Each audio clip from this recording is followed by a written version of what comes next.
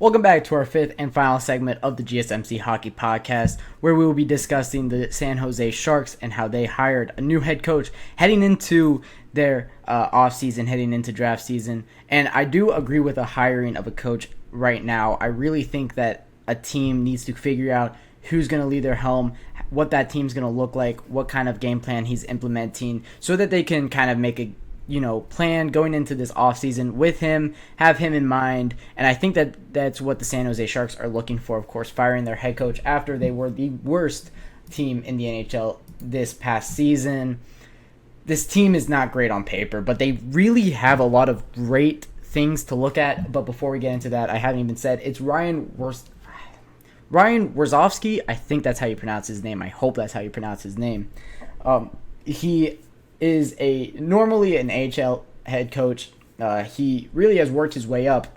Not really a guy that had much of a playing career. He is 38 years old, or he's 36 years old.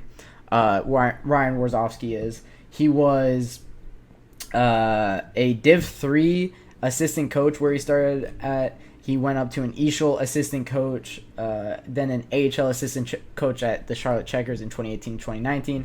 Where he would take over as a head coach. He won the Calder Cup with the Charlotte Checkers in the AHL, he also won the Calder Cup with the Chicago Wolves, where he went to be a head coach. And now he's with the San Jose Sharks. He was the assistant coach last year for the San Jose Sharks. He was also Team USA's assistant coach in the in the IHF World Juniors. I think that's the World Juniors. I don't think that's the IHF tournament that just finished. But he was just named as the San Jose Sharks NHL head coach.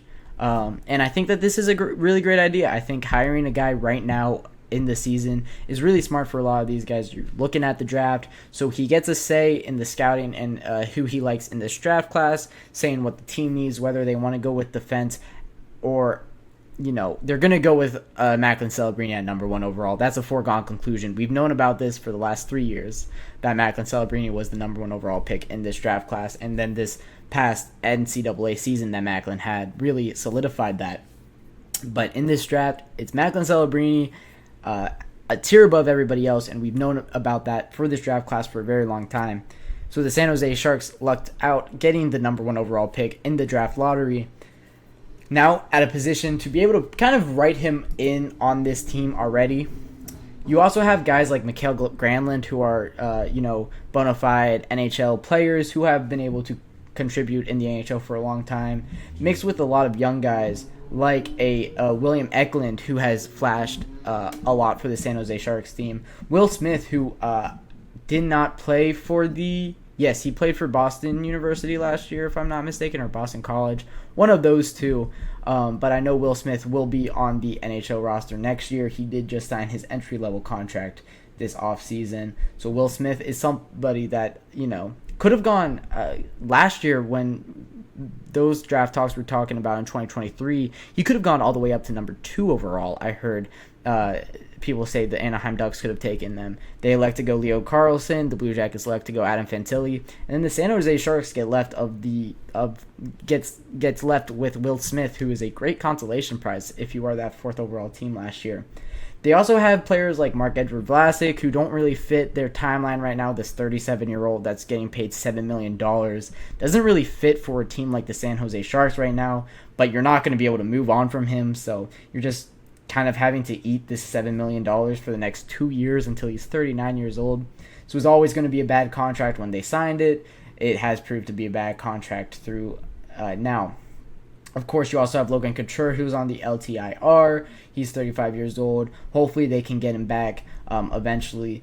But for this San Jose Sharks team, in the system, they also have guys like...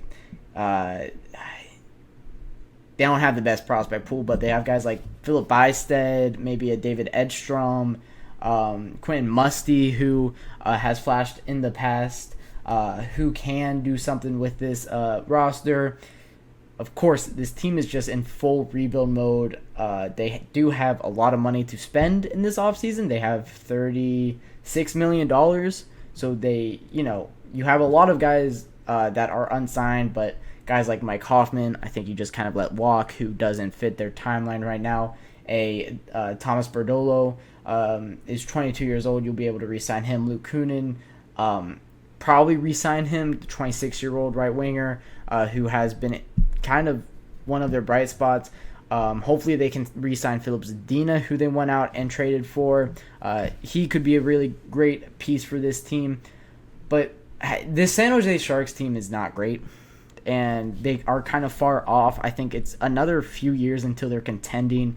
Of course, with all of these great rosters, there do have to be some just not great rosters, and I think we're looking at one in San Jose. So that's what Ryan Warsofsky is really taking over. But of course, they do have Macklin Celebrini on the way, who, I mean, we just saw Connor Bedard play very well for a Blackhawks team that is not good and very far away from being good. Connor Bedard playing very well for that team, helping them get some wins. Not finishing dead last in this season. Of course, they do finish as one of the bottom 3 teams in the NHL this season. But for the San Jose Sharks, getting a guy like Macklin Celebrini, not saying that Macklin Celebrini will have the same production as Connor Bedard. I truly don't think he will. I do believe Bedard is just, I think Bedard is on that Connor McDavid tier of prospects. And I think Macklin Celebrini, if I were to compare him to a prospect of the past, I think it would more be like that Nico Hischier tier, I might say. Or I don't want to say Jack Hughes, although I think it might be more like a Jack Hughes tier of prospect. Jack Hughes just hit his ceiling. Like, Jack Hughes is like where he's at if everything went right for Jack Hughes. And I think maybe this is the best way to put it. I think Jack Hughes is the ceiling of Macklin Celebrini, and maybe Nico Hischier is kind of the floor of Macklin. So we'll see how he turns out. I do think he is a great player, a fantastic playmaker who is great skater, great on the puck as well. And doing it in the NCAA, being able to be productive in that league is very difficult, especially for a team like Boston University, who was competing for an NCAA title this year.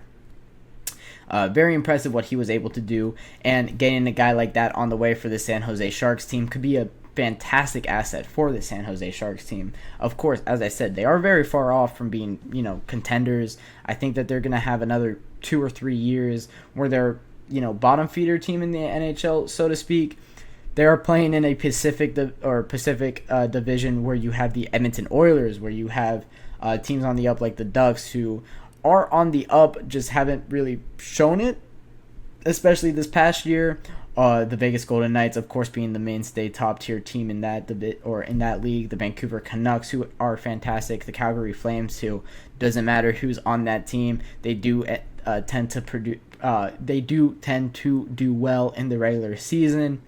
So we'll see how long it does take the San Jose Sharks team, and if Ryan Warsofsky will be on the team, quite frankly, when they do get around to being good, because I do think he is going into a kind of bad situation here in San Jose and kind of could be set up to fail. But of course, he could just, blow my expectations out of the water. He has not had an NHL head coaching job, so I don't really have anything to go off of, although he is a 2-time Calder Cup winner on 2 different teams in the AHL.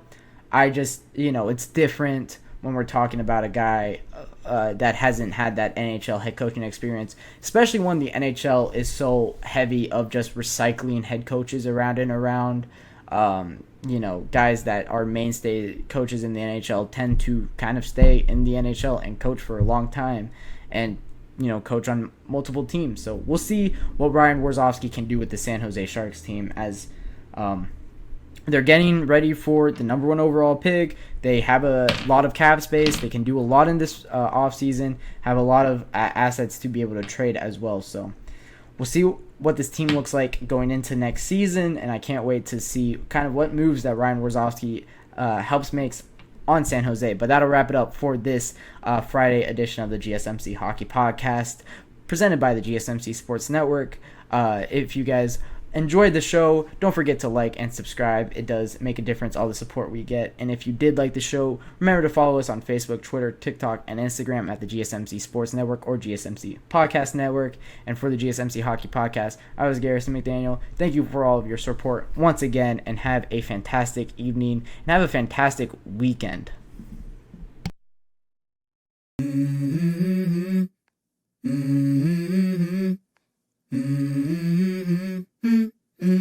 Let's go.